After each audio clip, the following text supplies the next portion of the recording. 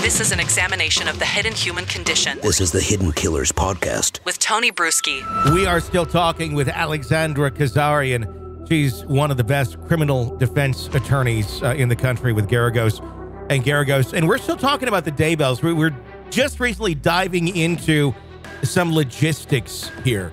Logistics about what could possibly happen in this case against Lori Daybell in the coming weeks. So we could run into, very realistically here then, midway through this trial or at the beginning or towards the end, could they at some point say, look, we don't think she's competent? Could her attorneys flat out say, look, we're trying to have this conversation with her.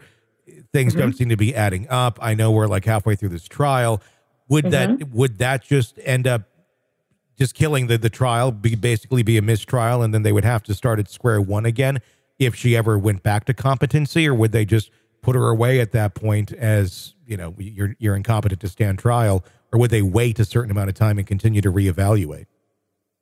If she's found to be incompetent, then she goes to a mental health treatment facility until she regains competency. If the doctors there decide she regained competency, she comes back. They reset the trial. If in the middle of trial, there's a few prongs. Does she have the ability to understand and appreciate the proceedings in front of her? That's why we don't charge children like 5-year-olds with crimes, because they will never be able to understand and appreciate what is happening to them. So they're not competent to stand trial. And also, even if she were, and I've had this happen many times, and it's very frustrating because sometimes you have to remind the court that there's a whole nother prong here. I've had clients who are extremely intelligent, and they've been mentally ill for a long time. So they know how to articulate, how to speak, how to respond to people. So it seems like they are competent because they are talking appropriately in court, right? But then there's a whole nother prong. Are you able to assist in your defense?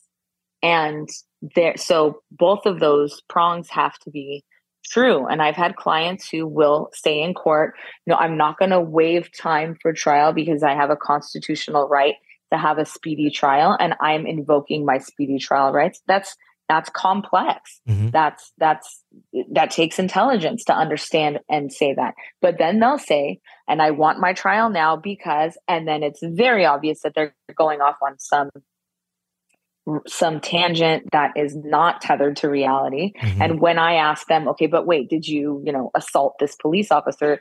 They say it wasn't a police officer. It was somebody who was coming to take my blood because my blood is worth $1 billion. And this is a conspiracy by the government. And okay, so now you are not assisting me in your defense.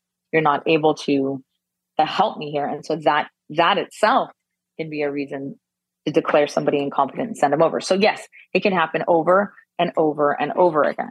It does. Yeah. I had one murder trial that went on for 12 years. Oh my gosh. Wow. Yeah. So it isn't just that they have to understand that they are in court, that there are proceedings. They have to be able to competently, in a few different ways, check the box that they're there, if you will. They can understand they're going to trial. They can understand they're being charged with these things.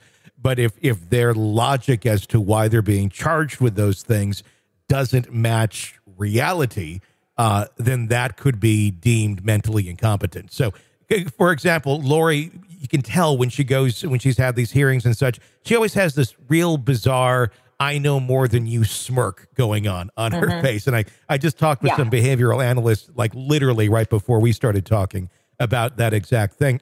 And it makes you wonder, because she is able to seem to turn it on and turn it off in front of who she needs to sound competent. When she was being interviewed by police initially, she didn't say anything to them about zombies or her kids being possessed or anything like that. But meanwhile, later in the day, when she's talking to a friend, this is what she totally believes.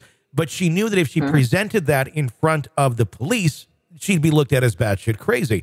So she knew at that moment. But if she still believes that sort of thing, it makes me wonder, would she be presenting that to her attorney of those sort of beliefs, or would she continue to just turn it on, turn it off, or selectively speak in order to appear competent? And I don't know that it would work out, good for her either way.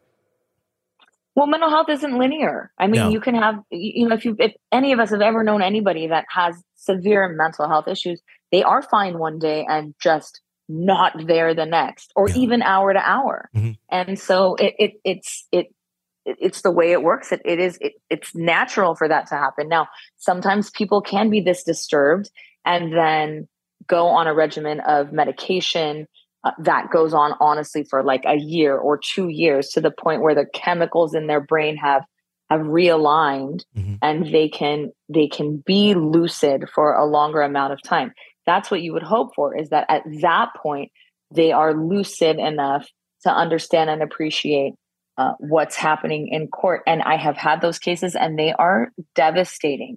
They are it's just heartbreaking, because the person who is lucid and understands what's happening in court just cannot believe what they're being accused of.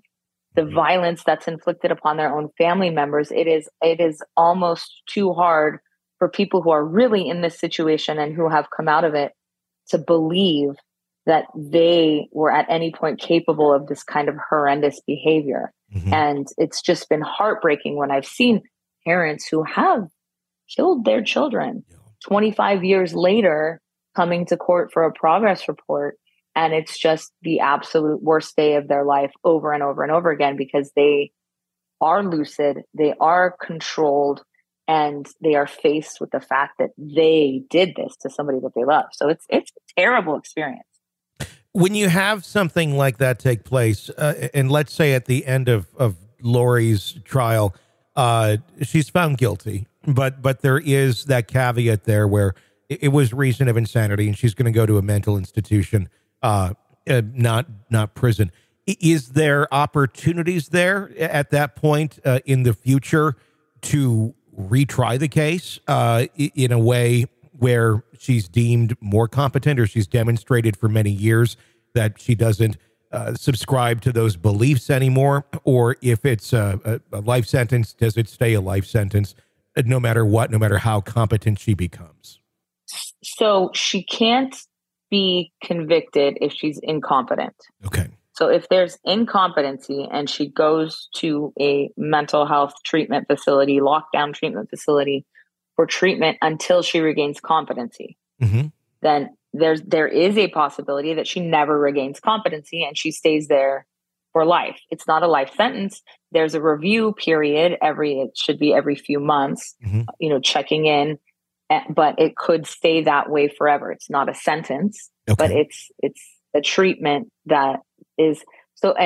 In felony cases, you can only be in that situation until you reach the maximum punishment for that crime. So, for example, if it's a robbery and the robbery maximum is 6 years, you can only be in that situation for 6 years. You can't be locked up for more time than being convicted and sentenced to the maximum crime would allow for. Okay. Now, there are other procedures at the end of that 6 years for the state to come in and ask the court to be a conservator and keep them on a civil hold in custody because they're a danger to society. If you are so mentally disturbed that you have committed acts of violence during your mental health break, there is a process for a civil confinement. But as far as the criminal case is concerned, the case is not dismissed. It stays open. But even if she were to come back competent and convicted and given the maximum, she's got time served. Here, there's no maximum on a murder, right? The death penalty is the maximum in this situation. So it could be an indefinite period where she stays there and remains incompetent. If she regains competency and comes back, then you have a regular trial.